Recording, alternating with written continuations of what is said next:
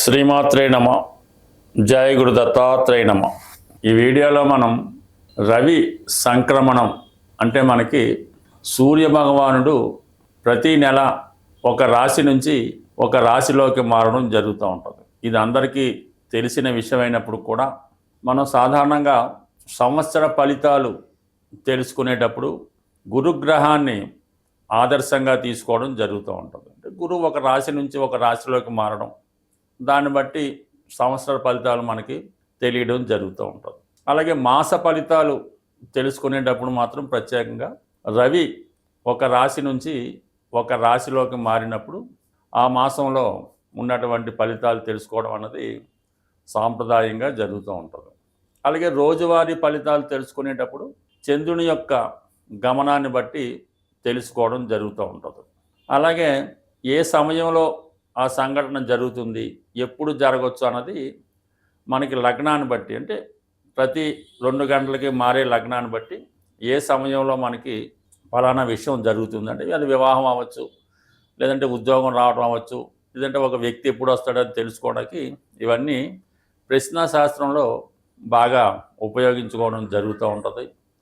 But ఏదైనా ఒక గ్రహం ఒక రాశి నుంచి మరో రాశికి మారినప్పుడు ఈ సువర్ణమూర్తి, రజితమూర్తి, తామ్రమూర్తి అనే విధంగా లోహమూర్తులుగా ఏర్పడడం, దాన్ని బట్టి ఫలితాలు నిర్ణయించడం కూడా సాంప్రదాయంగా జరుగుతూ ఉంటుంది. అంటే గ్రహాల్లో కల్లా అత్యంత ముఖ్యమైన గ్రహం రవి గ్రహం. అంటే జాతకంలో కూడా రవి ఉన్న స్థానాన్ని బట్టి జాతకుడి యొక్క స్థితిగతులు, అలాగే గోచారంలో రవి యొక్క ప్రవేశాన్ని బట్టి, రవి యొక్క సంచారాన్ని బట్టి ఎప్పుడు ఏ విధంగా జరుగుతుంటాయి, ఈవెన్ వర్షాలు రావాలన్నా, ఎండలు కురవాలన్నా, తుఫాన్లు రావాలన్నా, తిథులు ఏర్పడాలన్నా, మాసాలు ఏర్పడాలన్నా, ఋతువులు ఏర్పడాలన్నా సమస్త సృష్టికి కూడా సూర్యభగవానుడే ఆధారం అవుతుంది. మనం కాల గమనాన్ని లెక్కించుకోవాలన్నా ఇవన్నీ కూడా మరి సూర్యుడి యొక్క స్థితిని బట్టి ఆధారపడి ఉంటుంది.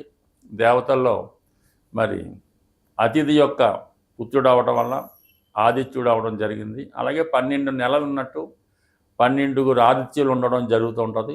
ప్రతి నెల ఒక ఆదిత్యుడి రూపంలో మనం సూర్యభగవాన్ని కొలుచుకోవడం వల్ల అది ఎవరైతే సూర్యుడిని ఆరాధిస్తుంటారో వాళ్ళకి ఇవన్నీ బాగా తెలుస్తూ ఉంటాయి. ఏదన్నా మన భారతీయ సాంప్రదాయ ప్రకారం సూర్యుడిని ఆరాధించడం అన్నది అనాదిగా వస్తున్నటువంటి ఆచారం.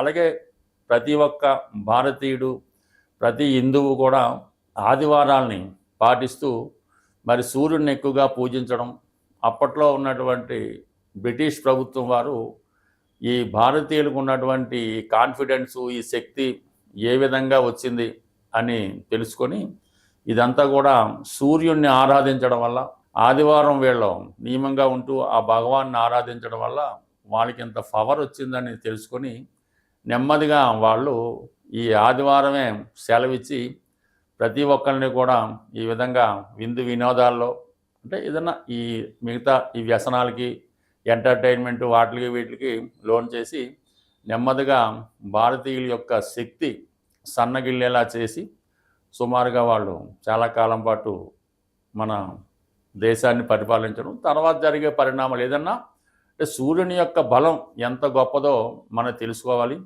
సూర్యగ్రహం ఒక రాశి నుంచి ఒక రాశికి మారడాన్ని సూర్య సంక్రమణం అంటారు. కంపల్సరిగా ఆ రోజు భారతీయుడు అన్నవాడు కంపల్సరిగా పుణ్యనది స్నానం చేయడం, సూర్యభగవాన్ని ఆరాధించి విధి విధానంగా పూజించడం వల్ల వారికి అష్టైశ్వర్యాలు ఇవన్నీ కూడా రావడం జరుగుతూ ఉంటుంది. సూర్యుడు అటు ఆరోగ్యాన్ని ఇవ్వగలడు, అటు ఐశ్వర్యాన్ని ఇవ్వగలడు, అటు అధికారాన్ని కూడా ఇవ్వగలడు. బట్ ఏదైనా సూర్యభగవాన్ని ఆరాధన ఇంపార్టెంట్. ప్రస్తుతం మనం ఈ రోజు అంటే మనం ఆగస్టు 16వ తారీఖు, అంటే మనకి ఇంగ్లీష్ ప్రకారం 17వ తారీఖు వస్తుంది. 16వ తారీఖు రాత్రి 1 గంట సుమారు ప్రాంతంలో ఈ సూర్యభగవానుడు కర్కాటక రాశి నుంచి సింహరాశిలోకి ప్రవేశించడం జరుగుతుంది. సాధారణంగా రాశుల్లోకెల్లా సింహరాశి అంటే సూర్యుని స్వక్షేత్రం అవటం వల్ల దీనికి ఎక్కువ ప్రాధాన్యత రావడం జరుగుతూ ఉంటుంది. మరి సింహరాశిలో ప్రవేశించినటువంటి సూర్యభగవానుడు వివిధ రాశుల వారికి ఎటువంటి ఫలితాన్ని ఇవ్వగలడు అన్న విషయాన్ని మనం ప్రతి రాశి వారికి వివరంగా తెలుసుకునే ప్రయత్నం చేద్దాం ఈ వీడియోలో మనం మిథున రాశి వారికి రవి సంక్రమణం గురించి తెలుసుకునే ప్రయత్నం చేద్దాం. మరి ఈ రాశి వారికి రాశ్యాధిపతి బుధుడు రవితో కలిసినప్పుడు బుధాదిత్య యోగం అనే యోగం ఏర్పడుతుంది. అంటే మిథున రాశి వారికి రవి వలనే శక్తి సామర్థ్యాలు రావడం జరుగుతూ ఉంటుంది.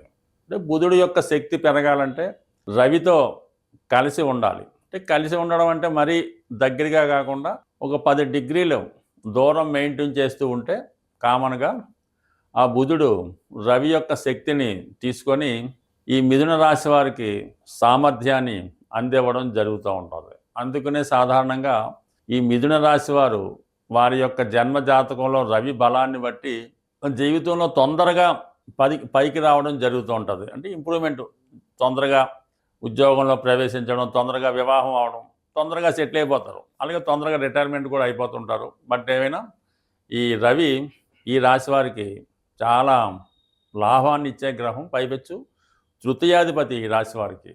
తృతీయం అన్నదే జాతకుడి యొక్క ఆలోచన సరళి, అతను తీసుకునే నిర్ణయాలు, అతనికి తీసుకున్న నిర్ణయాలు ఏ విధంగా అమలు చేస్తాడు, ఈ ప్రయత్నంలో అతనికి ఎవరు సహకరిస్తారు, ఇవన్నీ కూడా తృతీయ స్థానం. అంటే ఒక జాతకంలో ఒక జాతకుడికి తృతీయ స్థానం బాగుంటేనే ఆ జాతకుడు ఫర్దర్గా డెవలప్మెంట్ అవ్వడం జరుగుతూ ఉంటుంది.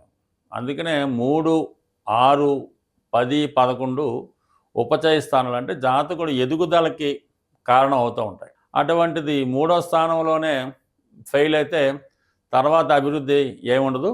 ఎన్నాళ్ళు చూసినా ఎక్కడ వేసిన గొంగలు అక్కడే ఉన్నట్టు అక్కడే ఉండడం జరుగుతూ ఉంటుంది.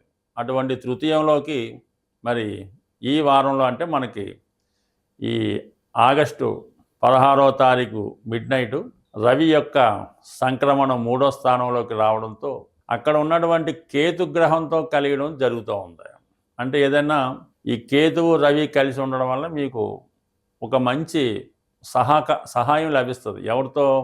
ప్రభుత్వ అధికారులు, రాజకీయ నాయకులు, మీ తండ్రి గారు, మీ కన్నా ముందు పుట్టిన వాళ్ళు, అలాగే కేతు అంటే ఆధ్యాత్మికవేత్తలు, బాగా అనుభవం కలిగినటువంటి సైంటిస్టులు, ఏదో నోబెల్ బహుమతి పొందినటువంటి గొప్ప మేధావులు మీకు సహకరించే అవకాశం ఉంది. ప్రయత్నం చేస్తే ఇప్పుడు ఈ రవి కేతువుల వల్ల మీ యొక్క ప్రయత్నాలకి కంపల్సరిగా అటువంటి కీర్తి ప్రతిష్టలు లభించే అవకాశం ఉన్నది. సో అందువలన మీరు ఏదైనా ప్రయత్నం అంటే ఏది రవి కాబట్టి ప్రభుత్వానికి సంబంధించిన ప్రయత్నాలు కానీ, ఉద్యోగానికి సంబంధించిన ప్రయత్నాలు, అలాగే ఏదన్నా సంతానం కొరకు ఎదురు చూస్తున్నా దానికి ఏమైనా ట్రీట్మెంట్ తీసుకోవాలన్నా కంపల్సరిగా అది మీరు ప్రారంభించవచ్చు. ఏదైనా కొత్త ఉద్యోగానికి ప్రయత్నం చేస్తున్నాం, ఒక కొత్త ఇండస్ట్రీయో కొత్త సాఫ్ట్వేర్ కంపెనీయో పెట్టడానికి ప్రయత్నం చేస్తున్నాం, కంపల్సరిగా మీ యొక్క ప్రయత్నం 100% నెరవేరే అవకాశాలు ఉంటాయి.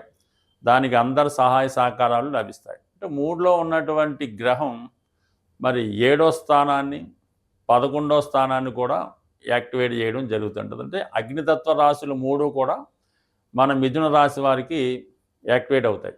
సప్తమం యాక్టివేట్ అవ్వడం వల్ల అందులో రవి ఉన్న ఫలితాన్ని ఇవ్వడం జరుగుతూ ఉంటుంది. అంటే మీ జీవిత భాగస్వామి యొక్క హోదా పెరుగుతుంది.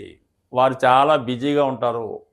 ఈ బిజీగా ఉండడం వల్ల మిమ్మల్ని పట్టించుకోకుండా ఆయన పనుల్లో ఆయన బిజీగా ఉండడం జరుగుతూ ఉంటుంది. సో ఆయనకి ఏమైనా వ్యక్తిగత సమస్యలు ఏమైనా ఉంటే అవి ఖచ్చితంగా పరిష్కరించుకొని క్లీనప్ అయ్యే అవకాశం ఉన్నది. ఇక లాభస్థానం యాక్టివేట్ అయింది మేషరాశి. అన్నదమ్ములు కలిసి వస్తారు, భూములు స్థిరాస్తుల ద్వారా ఆదాయం వస్తుంది, ఉద్యోగంలో ప్రమోషన్ లభిస్తుంది, అలాగే వ్యక్తిగతంగా మీ యొక్క హోదా పెరుగుతుంది. దాంతోపాటు మీ సంతానం యొక్క అభివృద్ధి మీకు చాలా ఉత్సాహాన్ని ఆనందాన్ని కలిగించే అవకాశం ఉంది. ఇక్కడ లాభస్థానం యాక్టివేట్ అవ్వడం అంటే మేషరాశి యాక్టివేట్ అవుతుంది. అప్పుడు ఆటోమేటిక్గా కుజుడు అనుకూలంగా ఉంటాడు. అంటే భూములు స్థిరాస్తులు కలిసి వస్తాయి, రుణ ప్రయత్నాలు ఫలిస్తాయి, అప్పుల నుంచి బయటపడతారు, కొత్త రుణ ప్రయత్నాలు ఫలిస్తాయి. రవి ఉచ్చులో ఉంటాడు. సెంట్రల్ గవర్నమెంట్ వారు మీకు అనుకూలంగా ఉంటారు, తండ్రి గారి సహకారం లభిస్తుంది. అలాగే రాజుగారి సహకారం అంటే ఎవరైతే మీకు ప్రధానమంత్రిగా, ముఖ్యమంత్రిగా, అంటే మీ వరకు మీ ప్రయత్నాన్ని బట్టి ఎవరైతే హెడ్ ఉంటారో వారు మీకు సహకరించడం జరుగుతూ ఉంటుంది. శని కూడా అక్కడ నీచి పొందుతూ ఉంటాడు. మీకు కష్టపడకుండానే ఈజీగా ఫలితం పొందడం జరుగుతూ ఉంటుంది. ఈ విధంగా మీకు మిథున రాశి వారికి రవి యొక్క స్థితి రాబోయే ఆగస్టు 16 నుంచి 30 రోజుల పాటు ప్రతి ప్రయత్నంలో విజయాన్ని ఇవ్వడం జరుగుతూ ఉంటుంది. సో ఈ విధంగా కేంద్రాలను కూడా యాక్టివేట్ చేయడం జరుగుతూ ఉంటుంది. 3, 6, 9, 12 యాక్టివేట్ అవుతుంది. అందువల్ల ప్రభుత్వానికి చెల్లించిన ట్యాక్సులు చెల్లిస్తారు, పెద్దవాళ్ళని ఆదరిస్తారు, అలాగే దేనికన్నా డొనేషన్స్ చేస్తారు. ఇవన్నీ కూడా అనుకోకుండా వృత్తిరీత్యా ప్రయాణాలు కూడా చేయవలసి ఉంటుంది. అంటే ఏ పని చేయాలన్నా, ఏ ప్రయత్నం చేయాలన్నా, ఆ ఫలితం మనకు అనుకూలంగా రావాలన్నా రవిగ్రహ అనుగ్రహం తప్పనిసరి. అందుకనే ప్రతిరోజు మన దినచర్య కూడా సూర్య నమస్కారంతో ప్రారంభం అవడం జరుగుతూ ఉంటుంది.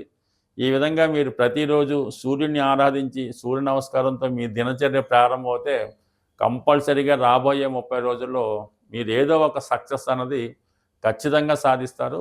జ్యోతిష శాస్త్రంలో పరిహారాలు అన్నది చాలా ముఖ్యమైనటువంటి విషయం. ప్రతి గ్రహానికి పరిహారం అన్నది కంపల్సరిగా ఈ జ్యోతిష శాస్త్రం రాసినప్పుడే దానికి ముందుగానే ఈ నవగ్రహ స్తోత్రాలు ఇవ్వడం జరుగుతుంది. ప్రతి పంచాంగంలో ఉన్నటువంటి ఈ 9 గ్రహాలకి ఉన్నటువంటి 9 స్తోత్రాలని కంపల్సరిగా ప్రతిరోజు చదవలసి ఉంటుంది.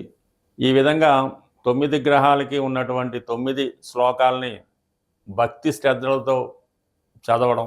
మనం ఏ గ్రహాన్ని అయితే ప్రసన్నం చేసుకోవాలనుకుంటున్నామో ఆ గ్రహానికి సంబంధించినటువంటి శ్లోకం, అంటే అది ఆ వరుసలోనే ఉంటుంది. దాన్ని ఒక 41 సార్లు చదివించి మళ్ళా ఈ నవగ్రహ స్తోత్రాన్ని మళ్ళీ రిపీట్ చేసి దాన్ని పూర్తి చేయడం వల్ల ఇది ఒక దినచర్యగా చేసుకోవాలి. అంటే కామన్గా మనం ఎవరికైనా పరిహారం చేసుకున్నప్పుడు ఈ విష్ణు సహస్రనామం చదవండి, లేదంటే నవగ్రహ స్తోత్రాలు చదవమన్నప్పుడు అవి మీరు రోజు చదువుతున్నామని చెప్తూ ఉంటారు. అంటే మీరు రోజు చదవడం అన్నది కంపల్సరీ దినచర్య.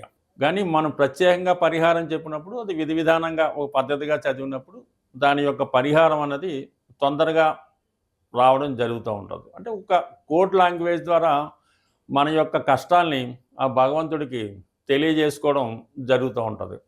ఈ కోడ్ లాంగ్వేజ్ అన్నది ఎలాగుంటుందంటే మనం పెట్టే దీపాన్ని బట్టి, మనం పెట్టే నైవేద్యాన్ని బట్టి, మనం వేసుకునే డ్రెస్సును బట్టి, మనం ఎన్నుకున్న వారాన్ని బట్టి ఆ కోడ్ లాంగ్వేజ్ వాళ్ళకి అర్థం అవడం జరుగుతూ ఉంటుంది. సుమారుగా మనం శనివారం హనుమాన్ టెంపుల్కి వెళ్ళినప్పుడు అది ఉద్యోగం కోసం అని స్వామికి అర్థం అవుతుంటుంది. అదే మంగళవారం వెళ్ళినప్పుడు ఈ వివాహ జీవితం, ఆర్థిక బాధలు, అన్నదమ్ముల గొడవలని స్వామికి తెలియడం జరుగుతూ ఉంటుంది. అంటే ఈ విధంగా మనం ఒకేసారి కాకుండా ఓ 18 వారాలు, ఒక 40 వారాలు చేయడం వల్ల ఆ ఫలితం సిద్ధించడం జరుగుతూ ఉంటుంది.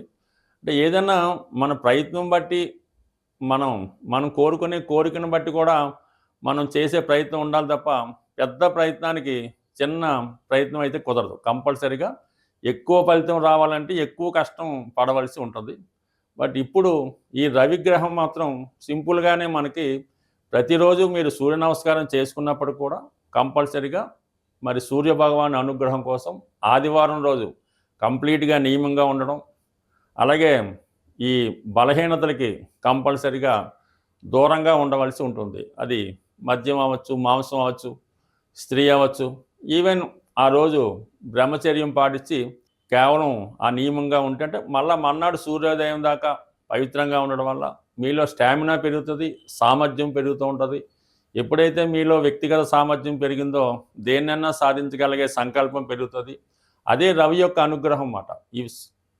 ఇవన్నీ కూడా ఈ ఆదివార నియమం పాటించడం వల్ల, ముఖ్యంగా రవి తండ్రి కారకుడు అవటం వల్ల తండ్రి గారిని కంపల్సరీగా గౌరవించడం, వాళ్ళకి బతికుంటే వారికి కావాల్సినటువంటి సదుపాయాలు సమకూర్చడం. మీ తండ్రి గారు చాలా కోటీశ్వరుడే అవ్వచ్చు, కానీ ఆయనకి చిన్న చిన్నవి, అంటే కేవలం వాళ్ళకి ఒక చెప్పుల జత లాంటిదో, ఆయన గొడుగు వారితో గొడుగు లాంటిదో ఇవ్వడం వల్ల, వారికి ఏవైనా ఈ పూజకు ఉపయోగించే వస్త్రాలు లాంటివి కొని ఇవ్వడం వల్ల మీ తండ్రి గారి యొక్క అనుగ్రహానికి పాత్రలు అవ్వడం జరుగుతుంటుంది. వీలైతే మీకు తాతగారు ఉన్న, తండ్రి గారు ఉన్న వాళ్ళకి ఇటువంటి చిన్న చిన్న సర్వీస్ చేయడం వల్ల మీరు భగవంతుణ్ణి ఆరాధించిన దానికన్నా ఎక్కువ ఫలితం అన్నది తొందరగా పొందడం జరుగుతూ ఉంటుంది. సో ఏదైనా మీ సంకల్పం, అందులో ఉన్నటువంటి డెడికేషను మీకు అన్ని సమస్యల నుంచి, ప్రతి నవగ్రహానికి సంబంధించినటువంటి వ్యక్తి మీ గృహంలో ఉండడం జరుగుతూ ఉంటుంది. తండ్రి రూపంలో సూర్యుడు, తల్లి రూపంలో చంద్రుడు, అన్న రూపంలో కుజుడు, ఈ విధంగా ప్రతి ఒక్కరూ మీ కుటుంబంలో ఉంటారు. వారిని సాటిస్ఫై చేస్తే మీరు నవగ్రహాల్ని సాటిస్ఫై చేసినట్టు అవుతుంది. స్వస్తి.